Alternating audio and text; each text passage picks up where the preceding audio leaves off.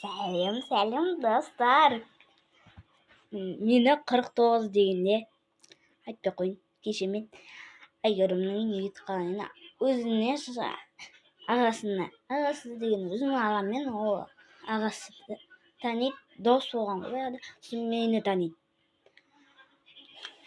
Құлағымда айтпай қойыңдар, құлағым деген просто операция емес, наушник.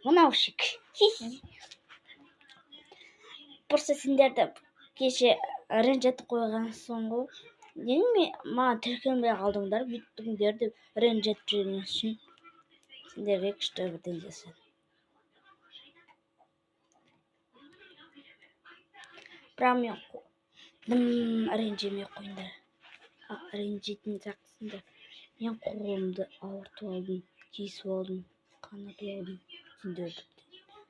Сосын шыдайын дедім, сен үшін алардың бәрі көп уақытым кетіп алып жасадым.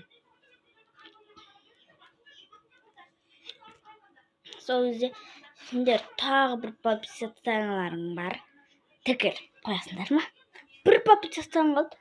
Маған біреу көмектесіңдерші, өтініш. Давай, келістік па? Аха дейсіңдер ма?